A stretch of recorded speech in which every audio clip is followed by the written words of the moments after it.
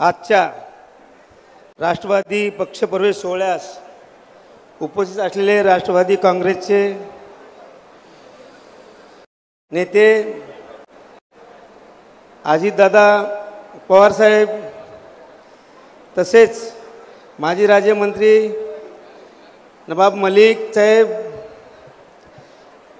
तसेच नांदेड राष्ट्रवादी काँग्रेसचे नेते प्रताप पाटील चिखलीकर, माजी आमदार यशवंतराव माने, आमदार विक्रम काळेजी, आमदार सतीश चव्हाणजी, आमदार सुरेश जेतलियाजी, आमदार अविनाश घाटेजी,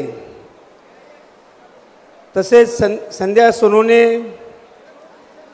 जिल्हा अध्यक्ष दिलीपराव धर्माधिकारी, शहर अध्यक्ष जीवन पाटील घोगरे। 2 तास वेळ झाला आहे। बराच ग्रामीण भागातून आलेली जनते कार्यकर्ते या ठिकाणी थांबलेले आहेत। त्याकरता सन्माननीय मंच, उपस्थित सर्व सेलचे प्रमुख, तसेच समोर बसलेले ग्रामीण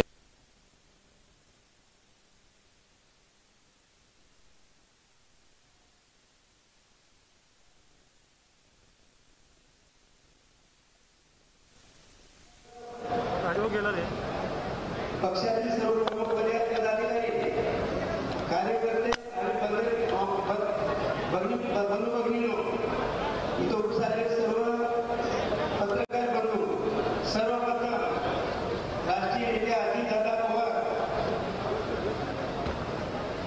सुनीलजी तटकरे साहेब येणार होते, त्यांची तब्येत जरा कमी असल्यामुळे सुनीलजी तटकरे सर्व मान्यवर यांनी आम्हाला राष्ट्रवादी पक्ष प्रवेश सोहळ्यास वेळ दिल्याबद्दल मी नांदेडच्या जनतेच्या वतीनं या ठिकाणी मान्यवरांचे मी आभार मानतो। पण आता दादा राष्ट्रवादीचे सर्व सरपंच, उपसरपंच, आम्ही त्यांचं नाव घेऊन स्टेजवर बोलवायचं होतं, पण वेळेअभावी या ठिकाणी मी ग्रामीण भागाच्या सगळ्यांना माफी मागतो। तुमचा सुद्धा प्रवेश आपण करण्याचा करून आपल्या जिल्ह्याचे नेते राष्ट्रवादी नेते प्रताप पाटील चिखलीकर साहेबांचा आपण यांचा उपस्थित प्रवेश करू। तरी मला मी सर्वप्रथम विष्णुपुरी गावाला संपर्क करतो। राष्ट्रवादी पक्षाकडून तिकीट बदल आम्ही निवडून आलो आणि राष्ट्रवादीमध्ये उपसभापती झालो। दादा साहेब मला कैलासवासी प्रोफेसर साहेब, बापूसाहेब यांनी राष्ट्रवादीचे जिल्हा अध्यक्ष बनवलं आणि 2007 ते 2021 पर्यंत मी राष्ट्रवादीमध्ये होतो। 2019ला काँग्रेस आणि राष्ट्रवादी पक्षाची युती झाली आणि त्या ठिकाणी 2019ला काँग्रेस आणि जनतेने आवाज आमदार केला आणि महाराष्ट्राच्या सर्वोच्च सभागृहात मला पाठवलं। काँग्रेसच्या काळात मला पक्षाने काँग्रेस महाराष्ट्राची जिम्मेदारी इमानदारीने पार पाडली। इतर काम असेल, शेतकऱ्याचे काम असेल, या जनतेच्या सुखात मी सेवा करण्याची सेवा केली। 2024 विधानसभेचे पक्ष सचिव तिकीट मला अंतिम पत्र देण्यात आलं। त्या माझ्या मला मतदारसंघात बोलण्याचा प्रचार करण्यात आला नाही। उलट तुम्हाला तिकीट मिळणार नाही अशी नागरिकांना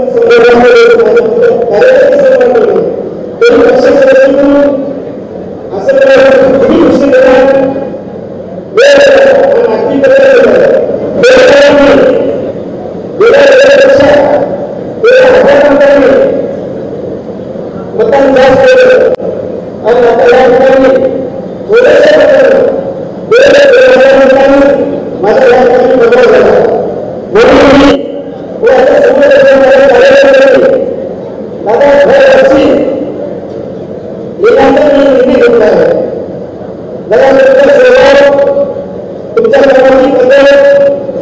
तुम्ही कार्यकर्त्यांच्या पाठीशी खंबीरपणे उभे असता या वेळेला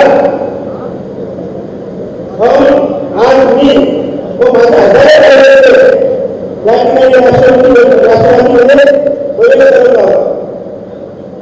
दादा, मला माहिती तुम्हाला तुमचं काम सांगितल्यानंतर तुम्ही ते कर्तव्य माहिती आहे, कारण तुम्ही राष्ट्रवादीला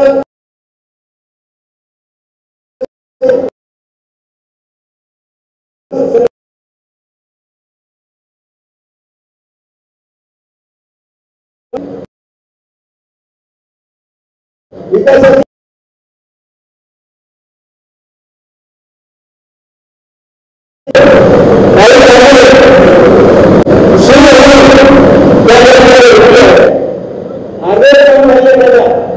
आणि गुत्तेदार निघून गेले आहे, कारण त्यांना निधी नसल्यामुळे ते गुत्तेदार निघून गेले आणि मेन सगळ्यांची निवडणूक आहे. दादा, त्याच्याकरता आम्हाला सावधान निधी म्हणून ती प्रकरणी कामं या ठिकाणी पूर्ण करतात अशी. दादा, मी असताना नांदेड भागात 33 किलो 2 मंजूर झाले, एक इतोरा भागाकरता आणि गुरुद्वाऱ्याकरता. त्या ठिकाणी पशुवैद्यकीय जागा उपलब्ध आहे, मध्यभागी शहरात जागा आहे, दवाखाना चालू आहे, बाकी 4-5 एकर जागा शिल्लक आहे. त्या ठिकाणी अतिक्रम होत आहेत.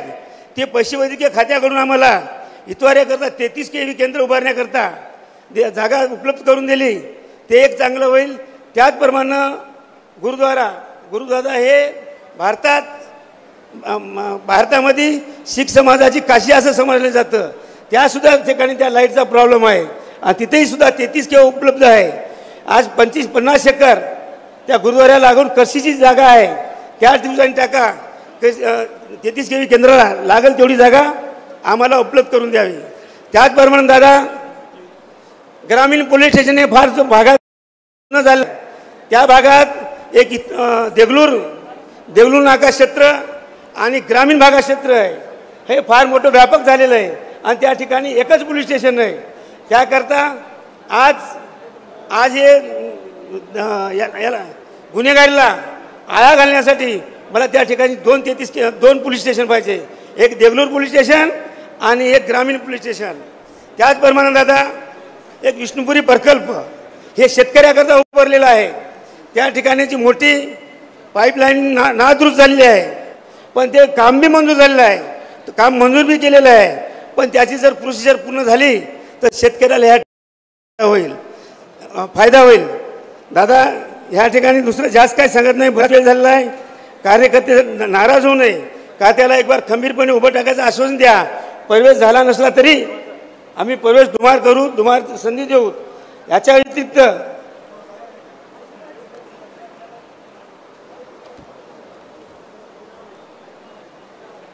दादा,